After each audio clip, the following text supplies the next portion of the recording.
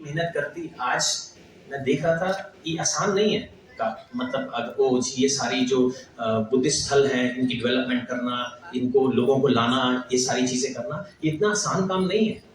ये बहुत कठिन काम है। उसका श्रेय मेश्राम जी को जाता है कि उन्होंने ये बीड़ा उठाया हुआ है। आने वाले समय में अगर हम बौद्ध भिक्षु ज्यादा होंगे तो आप ये देखें वो अपने कार्य में पूरे मग्न हो जाएंगे। उनका काम यही है, फिर आपको इतनी ज्यादा चीजों को डेवलप करने की जरूरत नहीं पड़ेगी।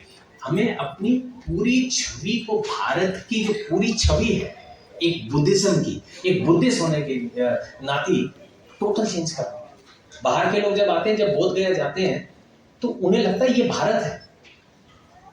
उन्हें यही समझ में नहीं आ रहा कि उनको लगता है कि भारत बहुत ही बेचारा गरीब देश है। वहां पर मैं देखता हूँ कि कितने सारे भिक्षु तो हमारे लिए राजा है, जो जिसे कहते हैं ना ज्ञान का भंडार है, धम्म का भंडार है, जिनके आगे हमारे मस्तक झुकते हैं। लेकिन वहां पर चिवर पहन के मैंने देखा है, जिन्हें मैं भिक्षु नहीं भिखारी कहूंगा, वो लोग भी वहां पर आपको बहुत सारे दिखेंगे, क्योंकि कोई कंट्रोल नहीं है। भिक्षु और भिखारी में फर्क है। यहाँ सारे पूजनीय भिक्षु बैठे हैं।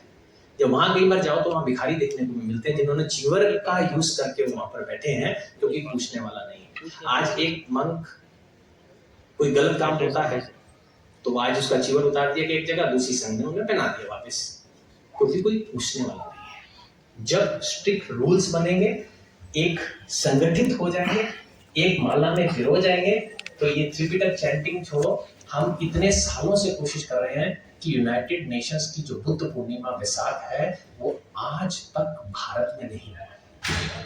उसे थाईलैंड, वियतनाम, श्रीलंका, चाइना, ये सारे देश करते रहते हो, और वो सब तरस रहे हैं कि कब भारत कहेगा कि ये यूनाइटेड नेशंस ऑफ वैसाख हम करेंगे। और मुझे लगता है कि जिस हिसाब से मेश्राम सर जा रहे हैं तो उम्मीद है कि हम ये वैसाख की बुद्ध पूर्णिमा में वो भी हम कर पाएंगे।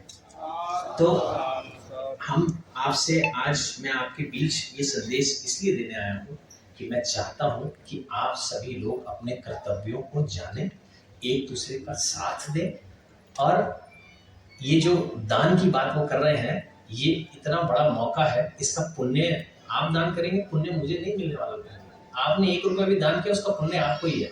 और राजेश चंद्रा जी ने एक बात कही थी कि अलग अलग बताए थे कि इसको कितना दान मिल जाता है, मतलब कितने पुण्य मिल जाते हैं।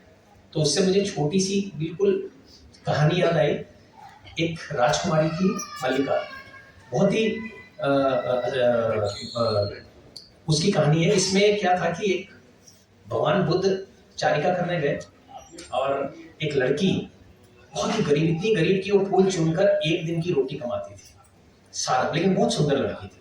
वो एक दिन फूल चुन रही थी और रोटी अपनी सुबह बना के लेके गई थी, तो उसने देखा कि संग आ रही है और सबसे आगे बुद्ध चल रहे हैं, और बुद्ध का तेज ऐसा था कि जो भी उन्हें देखता था वो देखता रह जाता था।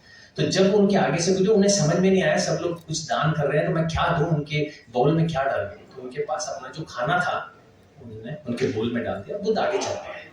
बुद्ध आगे चले तो थोड़े से मुस्कुराए, और आनंद ने पूछा, भाई आप मुस्कुरा क्यों, क्या हुआ?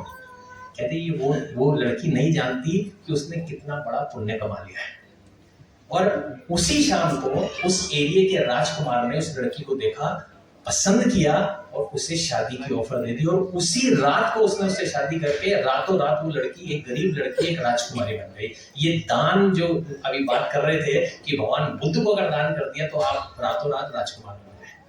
तो ये जो दान का पुण्य है, इसका मौका हमें छोड़ना नहीं चाहिए, और हमें उसके बदले में बहुत कुछ मिलेगा।